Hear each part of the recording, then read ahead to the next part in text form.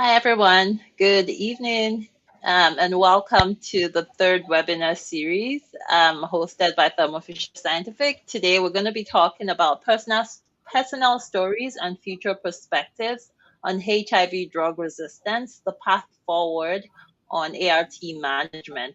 And today, we're joined by Dr. Mohammed, which we all know she's been in the first two webinar series, and we're also joined by Dr. Natasha Davis. And I'll just give a very brief introduction before I hand it over to Dr. Mohammed, who has a wonderful, wonderful time of discussion with us as part of this webinar series. So starting from Dr. Mohammed is a HIV clinician who is based at Netcare Guardian City Hospital, and she's also a lead consultant for HIV disease management companies. So, as a medical doctor, she's had experience for over 16 years in managing HIV, AIDS, and the related diseases. Dr. Mohammed's passion extends beyond just patient care. She teaches and trains doctors, nurses, and healthcare workers. And her latest publication is very apt for the discussion. It was a case report on the emergence of dolutegravir resistance in patients on second-line antiretroviral therapy in South Africa. It's published in the South African Journal of HIV Medicine. Welcome, Dr. Mohammed. We're so happy to have you here today. Thank you very much, Dr. Obi. It's such an honor to work with you. Thank you. And then introducing Dr. Natasha David. Dr. Natasha David is a senior clinician at Anova Health Institute, which is a USAID partner. Dr. David focuses lies in ensuring quality HIV treatment services, particularly in pregnant women and breastfeeding women, especially those with advanced HIV, persistent viral non-suppression, as well as HIV drug resistance. Dr. Davis is also actively engaged in national health initiatives, and she contributes to various working groups and guideline committees, including the National Vertical Transformation Prevention Guidelines. She's a member of the National Third Line Treatment HIV Drug Resistance Committee, which is responsible for reviewing submitted resistance tests and advising on regimen optimization. And today she'll be telling us about her work, and we'll have a discussion with her as well as to what she's doing and how it can help us optimize care and management for our patients. Dr. Davis, welcome, and we're so happy to have you here today. Thanks very much, Obi, and thanks for the invitation and the opportunity to share with everyone online. Thank you. And so jumping right in, I'm going to hand over right now to Dr. K. Mohammed to lead a discussion on HIV drug resistance. And really, we're going to hear firsthand from her clients who she's managed for years. So Dr. Mohammed, over to you.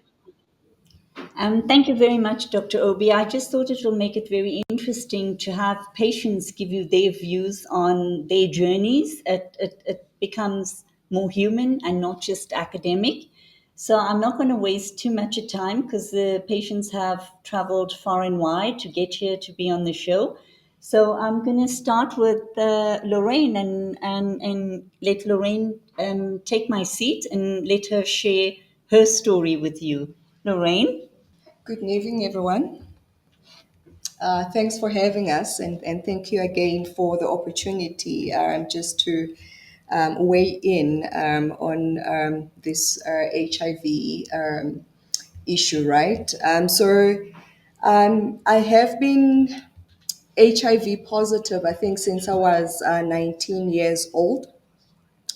Actually contracted it with my very first boyfriend at the time. And I am 42 now. Obviously, the first few years were quite tough on my end. It was only later on when I actually met Dr. Mohammed, who actually then started administering my case. However, when I met her, there was a bit of challenges as far as my immune system was concerned. We started then on a program which then assisted me to actually arrive at an undetectable viral load. We've been together many years, and it is, I think, about a year or 2 years ago, where I again, started developing some resistance on the meds that she had initially put me on. And she then went ahead and changed the medication. I must admit, there was no any physical, change in respect to any side effects that I had experienced with the change of meds. In fact, I think it's a year now, and again, I'm back to being, I suppose, 100% with, zero viral load on my system.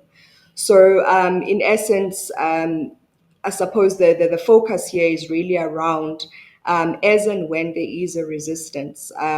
Definitely, we are seeing that with the changes in medication, there isn't as many side effects like we have experienced previously. In fact, there's zero, side effects, if at all. So I thought it would be, key for me to actually just, share that journey. And if there is people that are actually struggling out there, that still feel that, having HIV is actually a death sentence, that's not the case. You can have a very meaningful and very fulfilling life as long as you actually continue taking the medication. I mean, I'm living a very healthy life.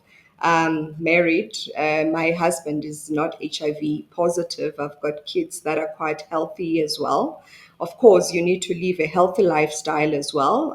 You need to eat healthy as well and do some form of exercises just to obviously boost your system as well. And thanks again for the opportunity.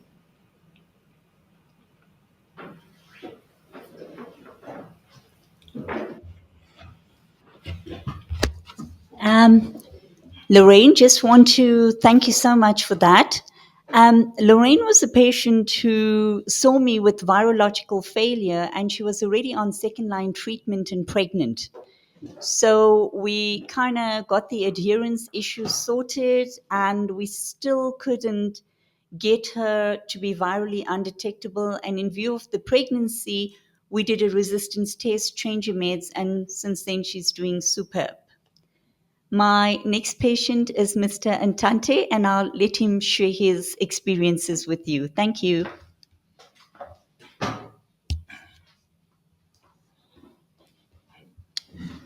Hi, everybody. My name is Mongezi Ndatane. I started the treatment in 2011, and then I think I was on Aloe V, and then I've been in and out in hospitals. And then 2020, I was admitted at a hospital, and then Dr. Mohammed did a special test on me, and then I was almost half past dead. But then after the test, and then she prescribed a new medication for me, and I started taking those medication. And since then, I've been doing very well with my viral load. So that's about it.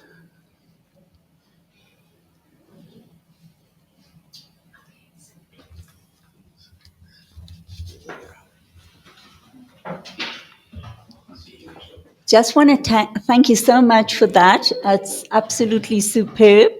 Then, just so that Dr. Davies and Dr. Obi know, the next patient coming on is Lucia, and she's a patient I'd written the dolutegravir resistance about. But Lucia will narrate her tale. Thank you. Good evening, everyone. My name is Lucia Mabusela, and thank you so much for having us here to share our experience and our journey. Yeah, my journey has been long. However, I am grateful to have Dr. Mohammed. As much as she used to shout at me, but today here I am standing, and I will say I am grateful for the things that she has done for me. I started with Dr. Mohammed in 2017. That's when I was admitted because I had constant diarrhea and abscesses. And when they found out, when I came to Garden City, found that I also had TB. So they referred me to Dr. Mohammed just to find that I had TB of the spine. And with that, I didn't know. I just had these back pains, back pain, thinking that it's just back pains, just to find that I have my L4 and L5 collapsing because of the TB of the spine that I was not even taking care of at that present moment. So that's when our journey started. To this day, I can say I am healthy and undetected. And we did so many tests. We fought with medical aids. Yeah, we had a long journey with Dr. Mohammed. And one thing that I can say, there was a time when we changed so many medications that some of the medication were not even working on me, and I couldn't sleep. We had to go back to the medical aid. We had to do resistant tests. Like there was a process where I think I was hospitalized for something like 3 months.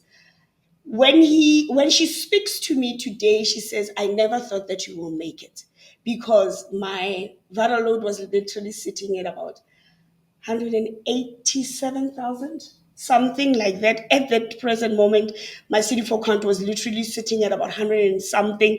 I was like, yeah, I'm dead. But here I am today saying grateful. I'm healthy, undetectable.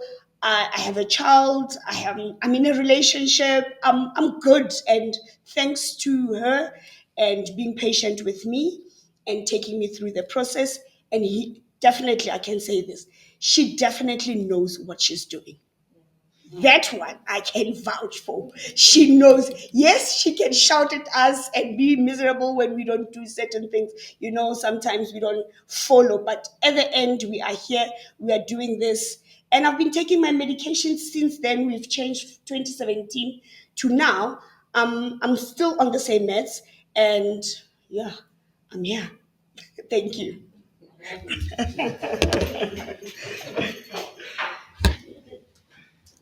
What Lucia didn't tell you is that we'd switched her meds to Lamzid and dolutegravir, and because she had TB, it was BD dosing of the dolutegravir.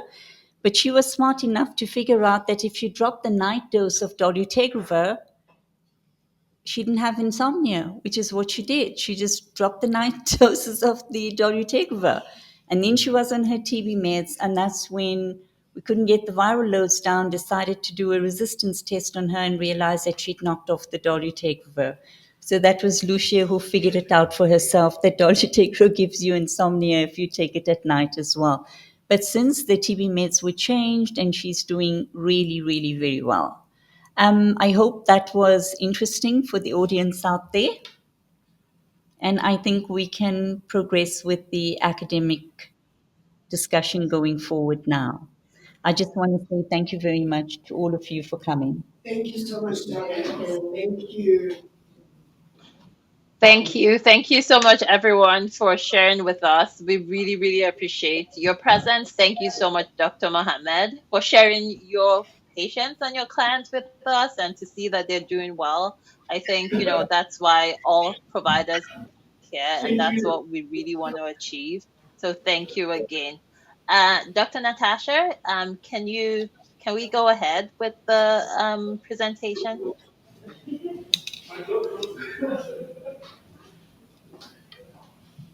Yeah, let me just try and get it to share. Vimeo is slightly finicky, so I'm trying.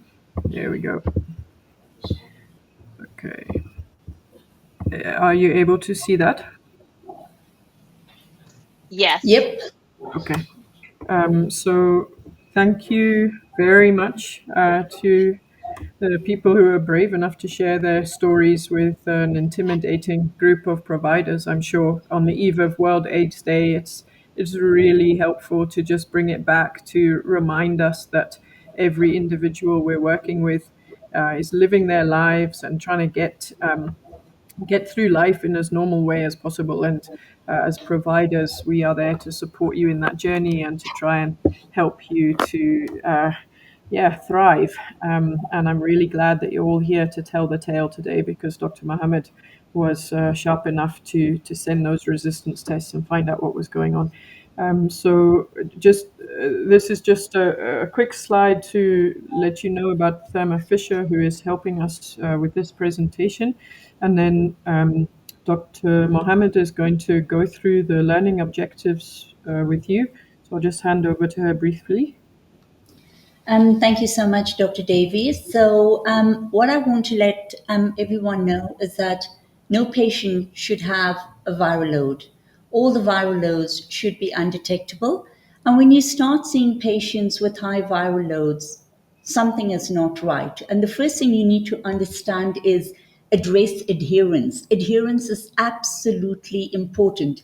You need to make sure that the patients are taking their treatment. And if you've 100% certain that you've addressed the adherence issues, you've addressed drug-drug interactions, you've addressed immune boosters, immune stimulants, multivites, herbal drugs, whatever else. And the only issue now is that the viral load remains high despite the patient taking treatment. Then you need to think out the box that there is something not right. And then this is an indication for a resistance test. And if you are going to do a resistance test, the resistance test must be on the treatment, and you need to be able to then know whether the virus has now outsmarted the treatment, whether we need to put them onto new treatment, and what new treatment to put them on. So this change of medication is absolutely important, and we need to let patients know that adherence is absolutely important, even with the change of the medication. Because if you're changing medication, remember, it gets more difficult, it gets more complicated, and it gets more expensive. So quite simply, camera on, please. I generally, when I see my patients, just say to them quite straightforwardly that how it really works is quite simply like this. I say to them, see, you have a virus in your body. That's where the virus is. So that's where the virus is. We give you ARVs. It takes the virus there. And then this is the drug level. And you need to understand that if you do not take your drugs properly, this is what happens with the drug level, and this is what happens with the virus. And at this point, the virus outsmarts the treatment. Do you understand how important it is to take your treatment? I think they all understand this. And also, they know I have a guillotine in the next room so they don't default their meds. Next, Dr. Davies. Sorry, Continue. I need to get back to the slideshow when I stop sharing. It's just okay.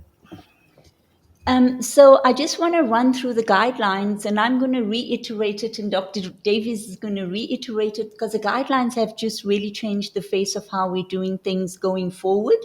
So remember, we had two regimens. The first was regimen 1, and in regimen 1, what we used is TE. TE standing for tenofovir, emtricitabine, and efavirenz. So this is what we gave our patients before, but now we know we have TLD, which is tenofovir, lamivudine, and dolutegravir. The big switch there is going from the efavirenz to the dolutegravir. The lamivudine, emtricitabine is interchangeable, pretty much the same thing. So all we're doing is taking the patients off efavirenz and moving them to the dolutegravir-based regimen. The other two drugs are staying pretty much the same. We want to get all our patients off the TE onto the TLD, and the switch is very straightforward. Irrespective of what the viral load is, do the switch. You do not need a resistance test. Just do the switch in regimen 1. from TE to TLD. That is the regimen 1 big change. The regimen 2 big change is previously we had our patients in on a PI based regimen. So now we are saying that if the patient has been on a PI for less than 2 years and the viral load is less than 1,000 and adherence has been addressed. You can take the patient off that PI based regimen and switch them to a TLD. So, in the regimen 2, where you previously gave patients 3 tablets in the morning and 3 tablets at night, you can now say to them, you just need to take 1 tablet every day. So you can see the guideline has like majorly changed, and the push is to go with TLD. The following slides will also make you understand why we need to use TLD. So remember, the criteria for resistance changing is also different. You need to be absolutely certain that the patient has been on TLD going forward, and we've just implemented these guidelines. So you got to think out the box as well. For more than 2 years, you've addressed the viral load. You have 2 high viral loads greater than 1,000. The patient mustn't have been on TB treatment before, because remember, if they've been on TB treatment and been on dolutegravir, the dose needs to be doubled and adherence needs to be addressed. And I've said TLD2, which Dr. Davies will address as well. Next slide, please. So I think Dr. it's Davies. me. Yeah. Thanks very much, Dr. Mohammed, for the background. So now I'm just going to go through the 2023 national guidelines, being aware that a majority of people, I think, on the call are working in private, but I think that these guidelines still stand as a very good basic algorithm that you can use to get you started in terms of identifying patients who might need to be switched. So there's this algorithm sort of 3/4 of the way through the guidelines that make it clear that although dolutegravir is this really robust drug, and in trials it was showing incredibly low failure rates, we are aware of the fact that resistance can occur. And as Dr. Mohammed said, if you have excluded all other possibilities, you've really gone through drug-drug interactions, absorption issues, adherence issues, and that viral load isn't shifting, then you need to consider the possibility that the patient has blown their dolutegravir and they've got resistance on board. So the algorithm first stipulates that you need 2 viral loads over 1,000, preferably at least 3 months apart, and that the TLD has been the regimen of choice for that patient for at least 2 years. And those 2 elevated viral loads were 2 or more years after they started taking that TLD regimen. And then the algorithm sort of splits depending on whether the patient has confirmed adherence over 80% or adherence less than 80%. And if they're not taking their meds well, there's little point in doing the resistance test. As Dr. Mohammed said, if there isn't drug level in the blood, the virus is automatically going to revert back to wild type, and you won't see the mutations on the resistance testing. So the patient has to be taking the meds at sufficient levels to drive the mutations in the first place. But also, if the patient's had very low adherence, the drug levels will have been so suboptimal that the virus won't have been driven along the mutation route. So it's unlikely that the patient will have accumulated all the mutations that are needed for dolutegravir to stop working. So that's why the patients who continue to have adherence problems fall into the blue side, along with the patients who've not been on TLD for that long. And then the other part that they differentiate is not only the level of adherence, but also whether the patient is on TLD2 or TLD1. And I'm going to go into that in a little more detail, because this is turning out to be absolutely crucial as we learn more about dolutegravir. And it's all to do with the integrity of that NRTI backbone, the tenofovir and the lamivudine, and whether those are still working or whether the patient has mutations on board that effectively leave the patient with dolutegravir monotherapy and only some crippling in the background from the other drugs, but not complete viral control. So if the patient has been on TLD for at least 2 years, has proven high adherence, and is on TLD2, then they can qualify for a resistance test if they've had 2 or more viral loads over 1,000. But if they don't meet all those criteria, then you're going to stay in a cycle of trying to support the adherence and trying to, just repeatedly doing the viral load to see if there's any shift. Importantly, if you see dolutegravir resistance is confirmed, then obviously if you're working in the public sector, you're going to apply via the third line committee for a new regimen, which will be darunavir based. And then if there's no resistance seen on that resistance test, it's been a rather expensive adherence tool, because you can say to the patient there was so little drug in your system that the virus was replicating away, and your drugs still work, but you're just not taking them as you should be. And let's go through that and find out why. So just to summarize that, because it is quite a busy algorithm, really what you're trying to find out with your patient is, do they meet 4 criteria for resistance testing? The first is those 2 viral loads in a row above 1,000 copies. The second is, are they taking TLD2 unless there are exceptional circumstances? The third is, have they been taking that TLD, not any ARVs, but specifically the TLD for 2 years or more? And then have they had over 80% adherence at the time that you have been doing those viral loads?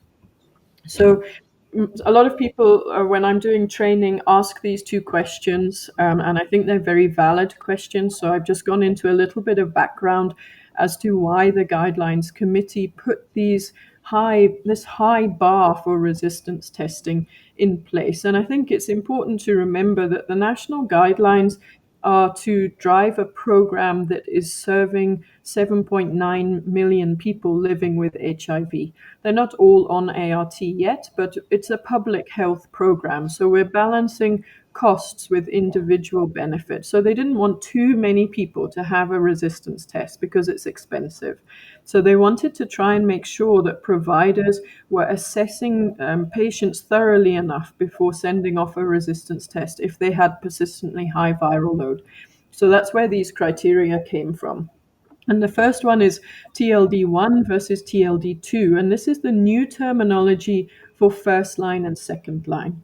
So if you have a patient who's TLD1, they've never failed another regimen before. So that might mean they're ART naive, they're newly diagnosed and starting TLD for the first time ever. But it can also be these patients who are switching, who are virally suppressed when they switch. So they've never failed. So Dr. Mohammed correctly mentioned that you can switch from TEE to TLD, you can switch from a PI to TLD. If someone is with the TEE, it's regardless of viral load. But bear in mind, if they are not suppressed at switch, they are not TLD1. They are TLD2 because they were failing TEE when you switched them. And that's a very important discriminating factor. And in clinical records, we need to be very good at marking whether a patient is TLD1 or TLD2 in case there's not continuity of care and another provider comes in. But one of the challenges with this is that it's very difficult to be certain whether a client is TLD1 or TLD2. So what we know from our sort of programmatic work at ANOVA is that about 30 to 50% of people who present as newly diagnosed with HIV actually have a prior history of ART.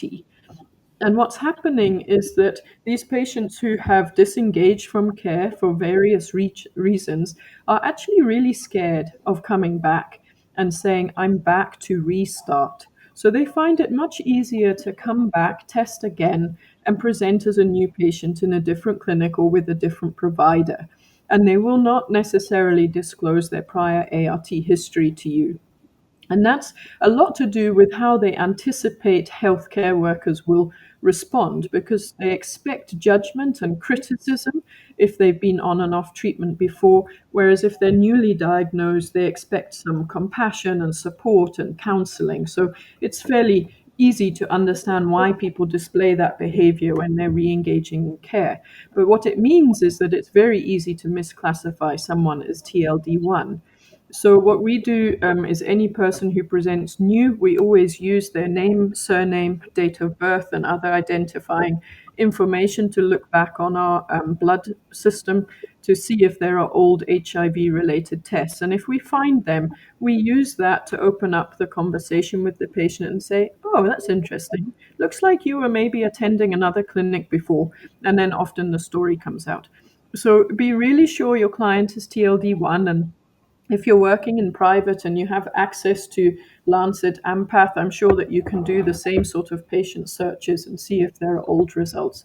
But also, we just need to normalize disengagement from care. We know that lots of patients come and go because it's a chronic condition that needs lifelong treatment, and people drop on and off care for various reasons. So if we say to people, are you testing for the first time, or have you been on treatment before? Because if you've been on treatment before, it will change how I look after you, and there's no shame in it. I just need to know the whole story. Often people will feel confident to speak to you about it.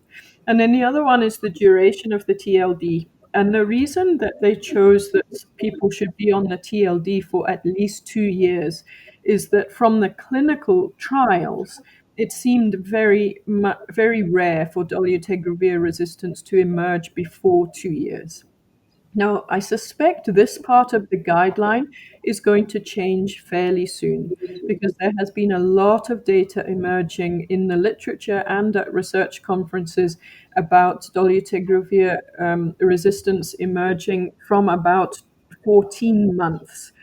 So I think we're not going to stick with this 2 year cutoff for a long time, because it seems to delay the diagnosis of resistance in people who may have had adherence problems from the get-go. But really, if someone hasn't been on TLD for very long, the ARVs should be working, and the focus should be on working with them in terms of their adherence issues and really looking deeply into what might be preventing them from taking their medication, but also remembering about drug interactions, particularly with over-the-counter medicines that the person may not even consider as a medication, because they can just walk into a Dischem or Clicks and buy a multivitamin. But all the positive cations like iron, calcium, aluminium, magnesium, they all powerfully interact with dolutegravir. And there's the TB treatment as well, which Dr. Mohammed and the last lady shared their story about. So if someone hasn't been on TLD for so long, you monitor the viral load every 3 months, either until the patient resuppresses or until they qualify for resistance testing. But just be sure that you've got the right ART history and that there isn't any hidden time that they were on TLD previously as well. So what I wanted to share, after sort of giving you the background as to why those four criteria are in place for resistance testing, is two of the 5 cases that I've seen of dolutegravir resistance. Interestingly, none of the cases that I've identified have met all 4 criteria. I have always sent resistance testing ahead of meeting the criteria, because I manage pregnant women and I haven't had time to wait to find out. I've been worried about baby and vertical transmission and mum's outcomes, of course. So I've actually sent off the resistance testing ahead of time. So the first lady is AS, and these ladies have given permission for me to share their stories, because obviously they're unusual, so it might be easy to identify them. So she's a 32-year-old lady who presented and was diagnosed in 2012. In terms of this graph of her viral loads, I could only find viral loads on LabTrack from 2018.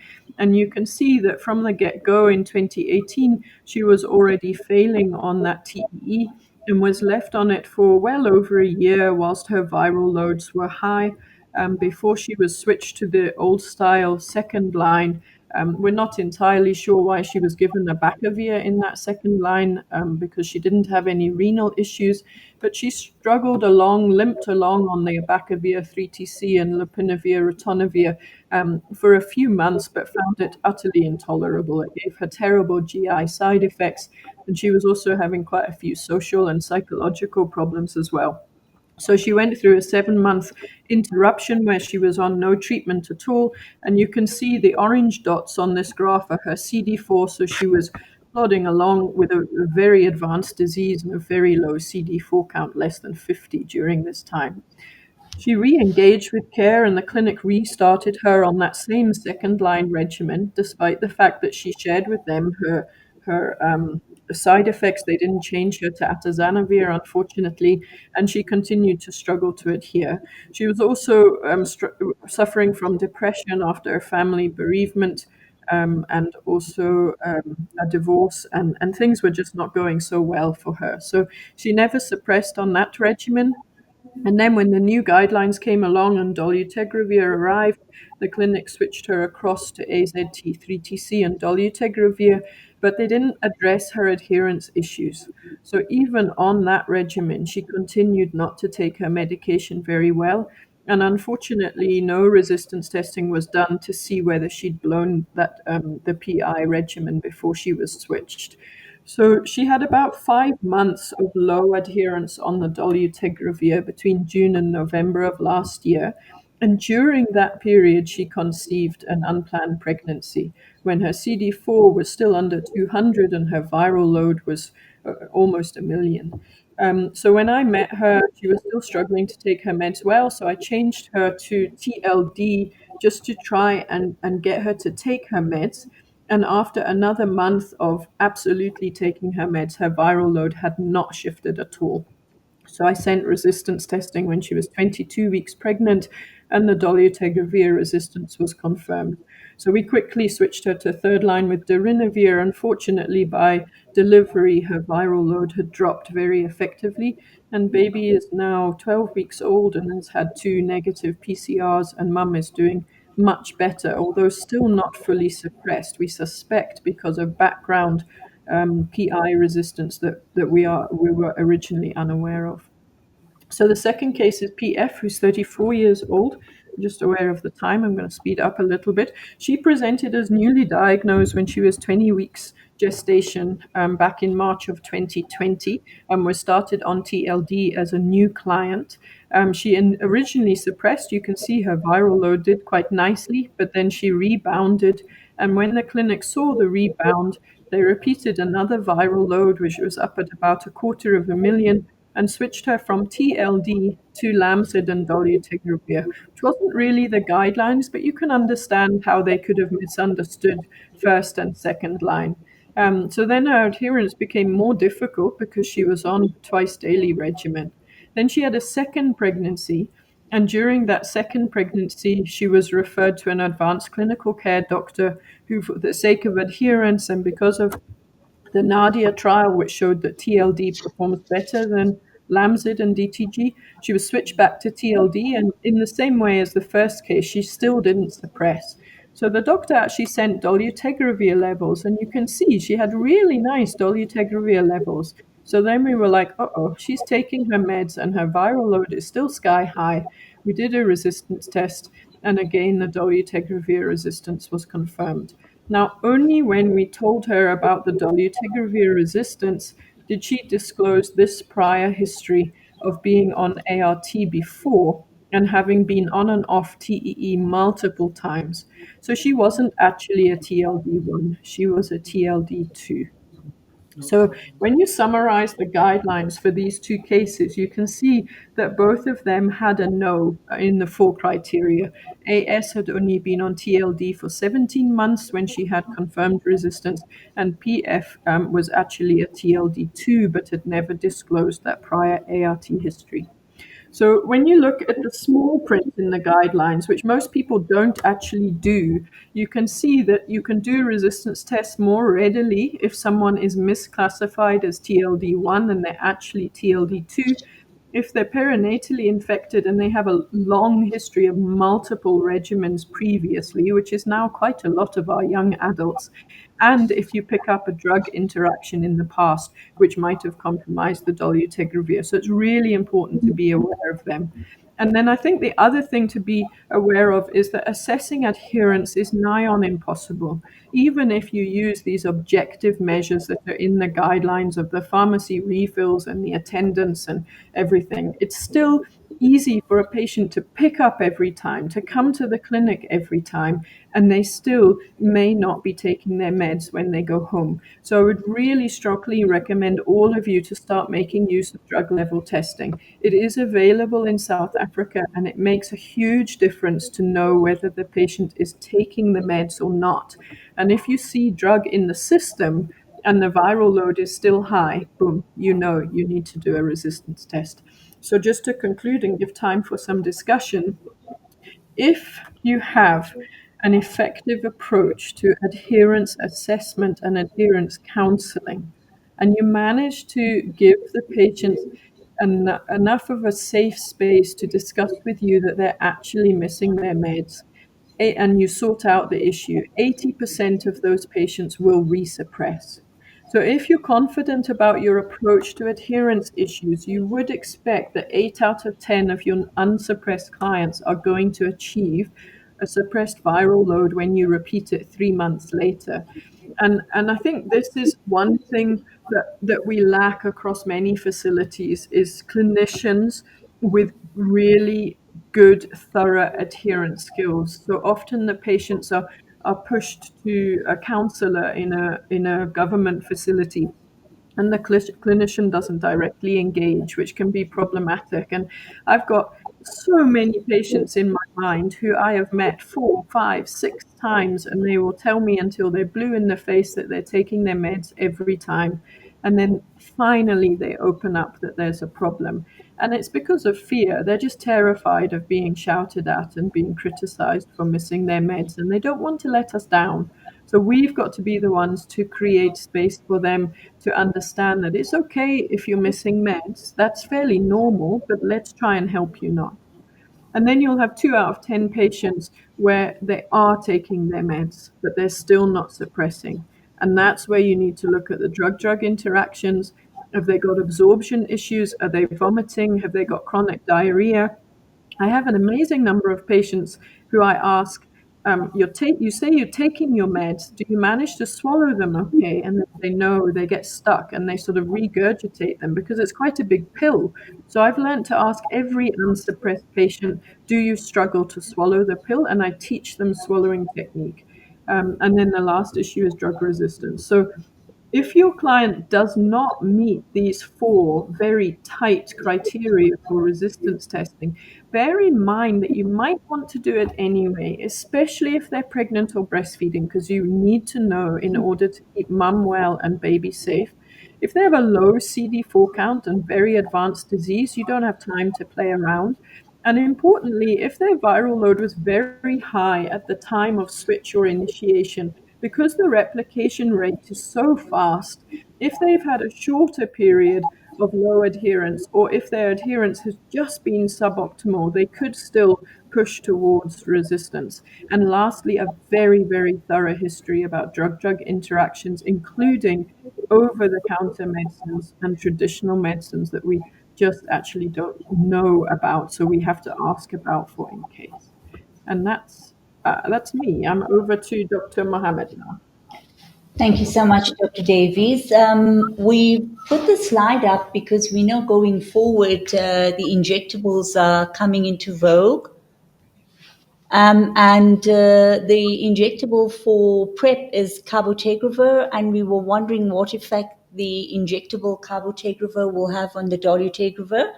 But we are fortunate to date that we're not seeing too much of dolutegravir resistance with the use of cabotegravir in the PrEP studies. But what is a little bit alarming is the use of cabotegravir with rilpivirine for treatment of HIV. And this is where dolutegravir resistance is showing up. Next slide, please, Dr. Davies. So I come from the private sector, and I just want to share that in private, things are a little bit different from state. And we have a bit of an advantage in private, because remember, the same patient is seeing the same doctor. You kind of develop a bond, you share things, not just about ARVs, but about their lifestyle and stuff like that. So that makes it a lot easier in terms of when patients fall off the bus. And then we can follow up on adherence issues, and you kind of get to know your patients very well.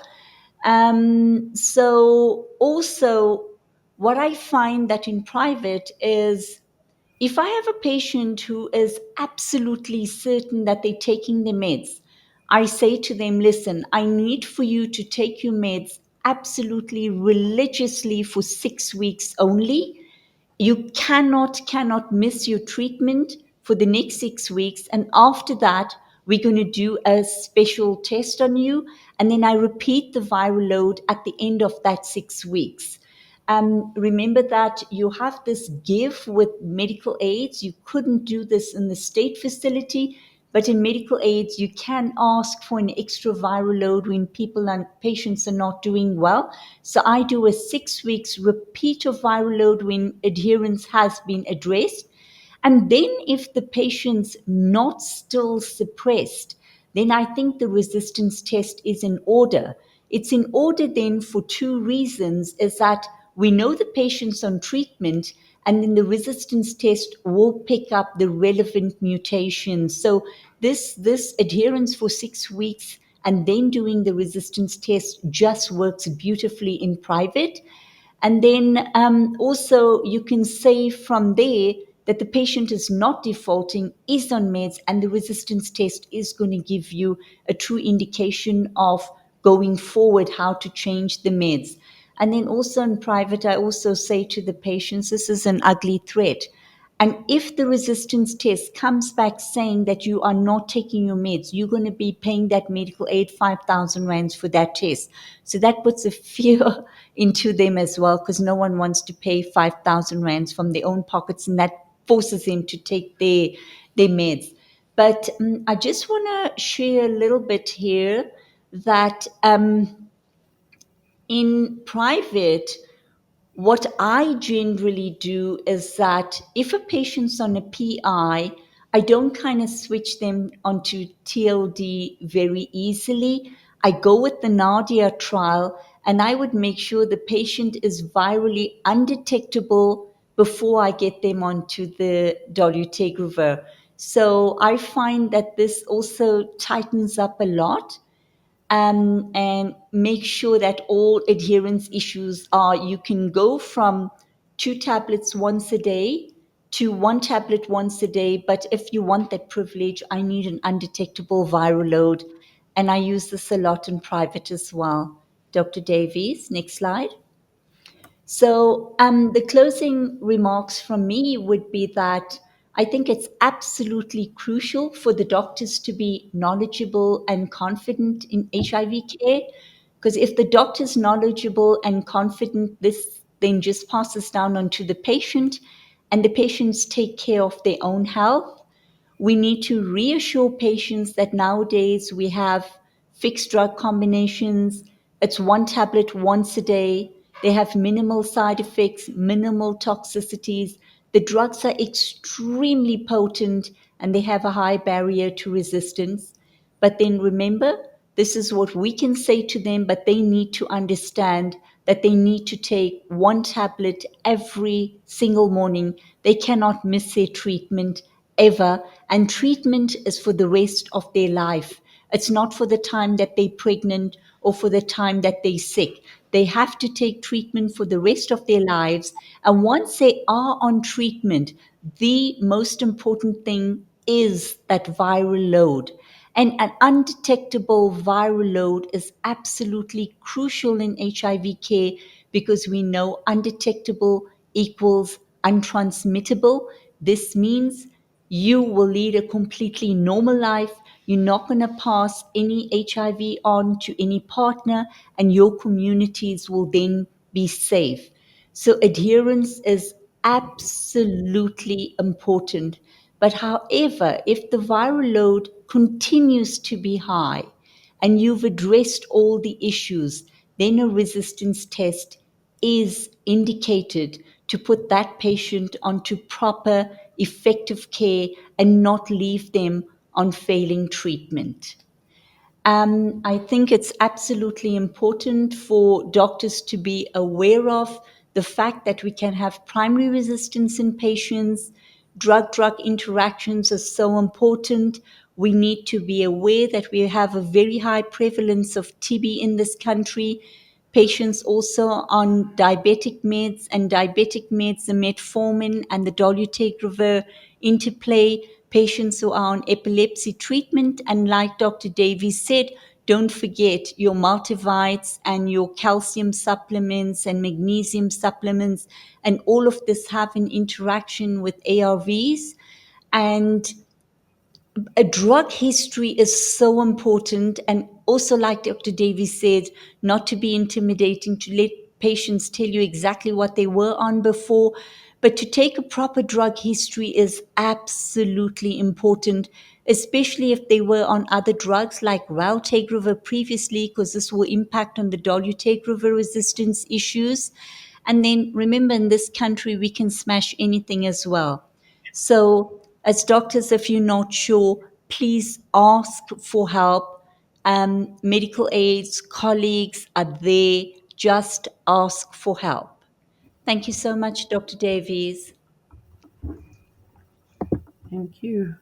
Thank you so much, Dr. Davis. Thank you so much, Dr. Mohammed. This has been a very interesting discussion, and even I have learned so much from this discussion.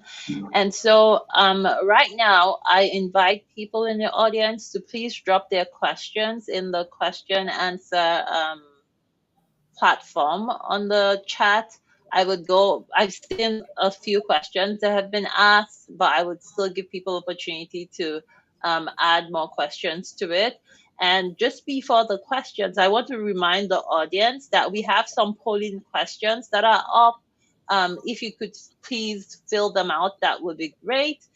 And we also have multiple free HIV educational assets that you can use for teaching. We can also access the 2 previous webinars that are now live, and you can access them through www.thermofisher.com/HIV education. Again, it's www.thermofisher.com/HIV education.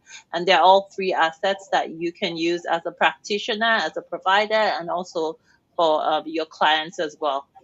So yeah, jumping straight into the question and answer segment. So let's start with the question regarding adherence. So adherence is a huge thing. It's the baseline for everything in treatment. And so in this era of dolutegravir-based ART, can any of the speakers kind of discuss with us what the true drivers of poor adherence is, especially to DTGs? Like, what are the patients saying? What are the clients saying? Lucia talked about insomnia. Well, she didn't talk about it, but Dr. K mentioned the insomnia and how patients have figured that out. And, that's one question, the true drivers. And then on the other hand, what should effective adherence support look like, really? Should it just consist of one time telling patients, take your drugs, take your drugs, take your drugs until you go blue in the face? Or what exactly should effective adherence support look like? So yeah, I'll just open the floor to to both doctors to tell us what their experience is and what they think about effective adherence. Dr. Davies, can I just start? Yep. So I generally, you're going to think I'm a bad doctor, but this really works. So I say to my patients, what's the first thing you do in the morning? You go to the bathroom. That's when you take your meds. Before you make a wee. That's it. I'm not interested in brushing your teeth, making a wee. The first thing you do is you drink your meds. And then you can do whatever else you like. And I say to them, Whether you eat or whether you don't eat is not relevant. Whether you get up at 6 o'clock today and tomorrow's Sunday and you get up at 10 o'clock, it's fine. It's not a problem because the drugs nowadays are so much more forgiving. It's not like in the old days when we said 8 o'clock, we mean 8 o'clock. And they've all gotten into this routine so they don't have to think about it anymore. It's just what they do as they wake up. I find that helps a lot. Dr. Davies, what do you think?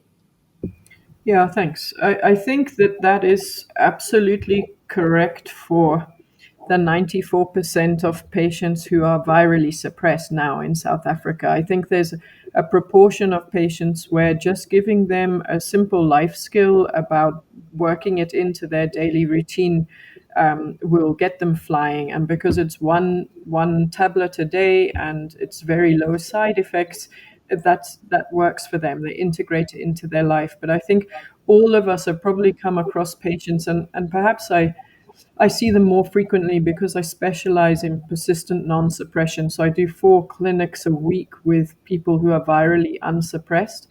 Taking the pill is sometimes not the issue.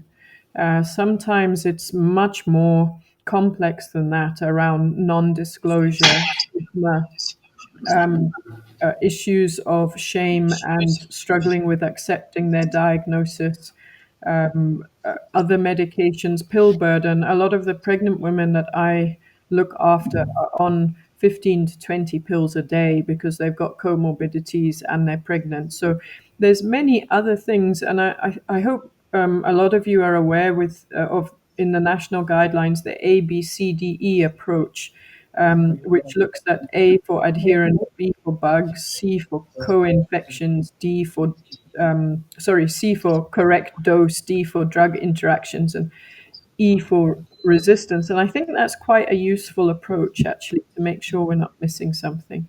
So, Dr. Obi, I would say adherence is the most complex thing, and it's why we're not on top of the epidemic yet. And I don't think anyone knows how to get it right with every patient because each person is an individual with different issues.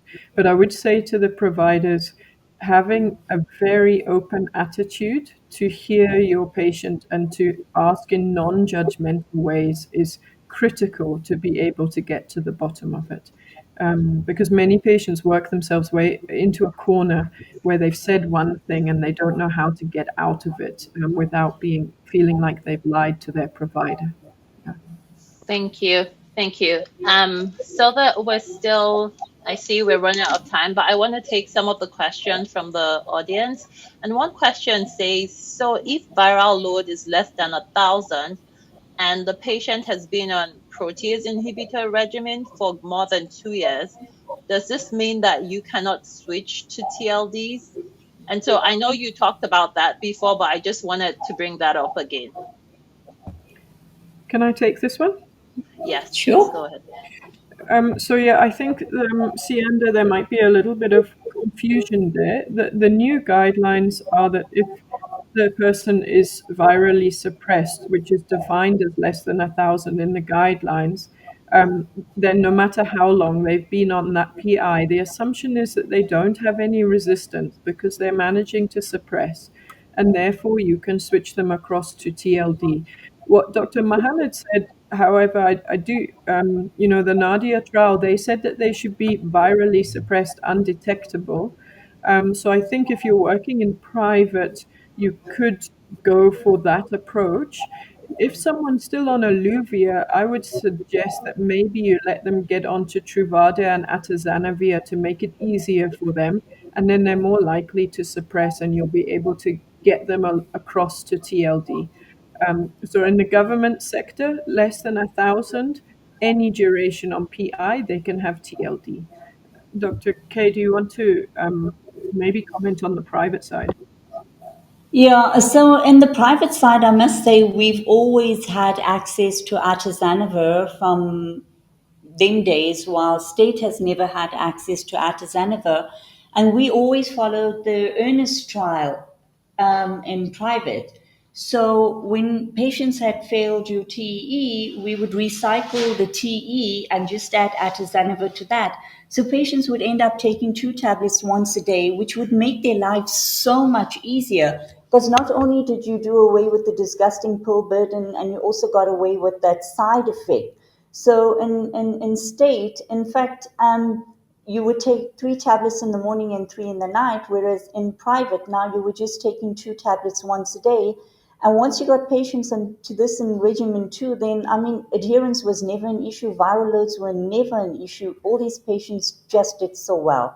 So I must say the earnest trial like just made life so much easier for patients.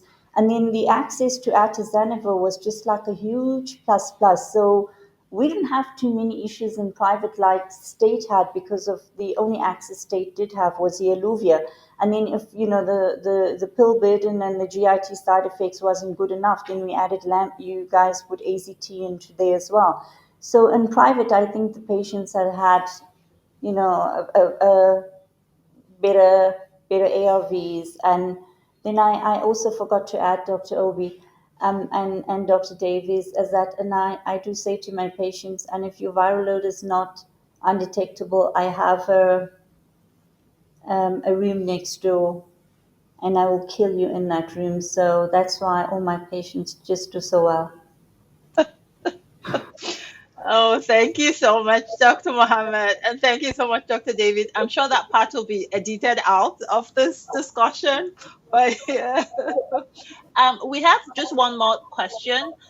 So a question here from Abdul says, would you always expect the viral load to be suppressed if the CD4 count is high, and vice versa? Okay, And so I'm seeing, Yeah. yeah. can I say something before we hand over to Dr. Davies? The viral load and the CD4 are two completely different issues. Completely different issues. The drugs affect, and I say to patients this all the time, going to affect the virus. And if the virus is sorted out, the CD4 reflects on how the body copes, and that is going to sort itself out.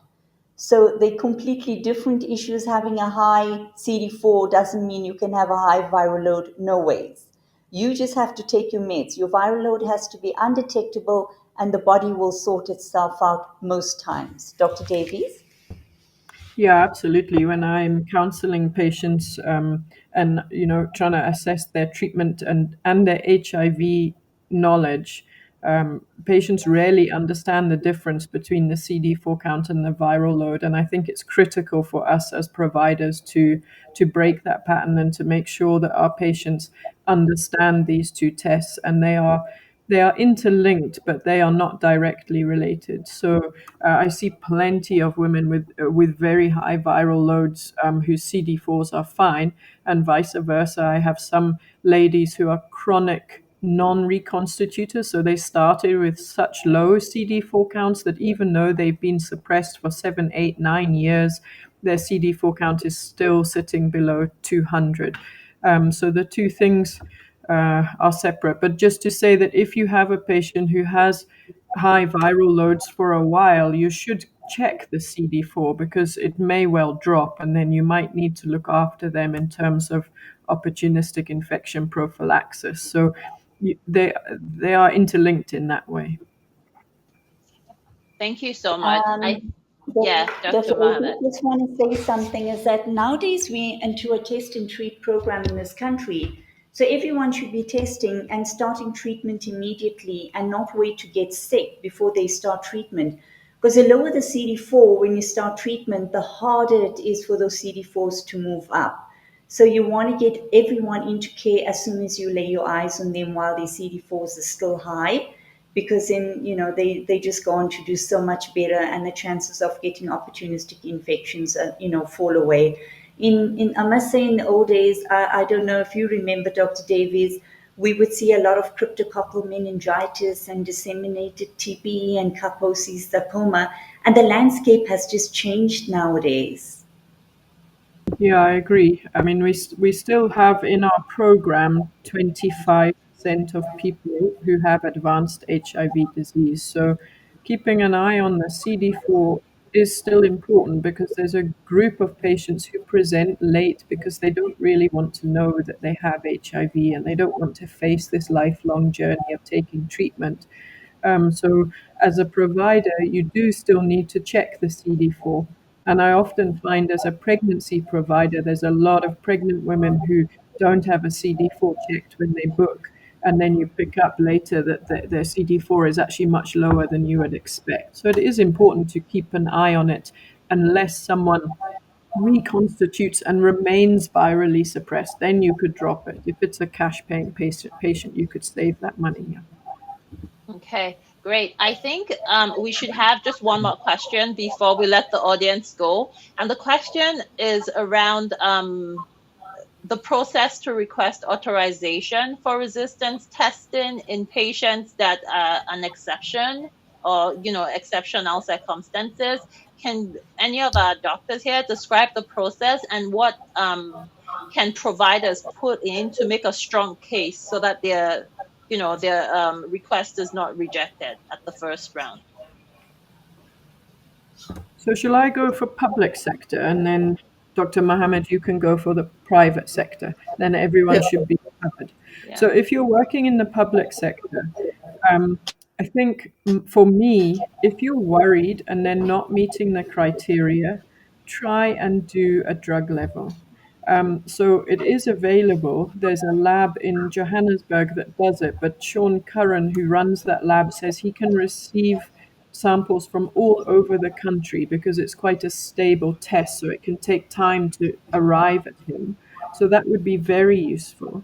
If you don't have access to that, but you are absolutely sure that this patient is taking their medication, then I think you phone the hotline or you contact someone who's on the third line committee or your infectious diseases specialist at the local referral hospital and discuss the case with them and say why you're worried. So, is the patient not TLD1 actually? Is the patient pregnant?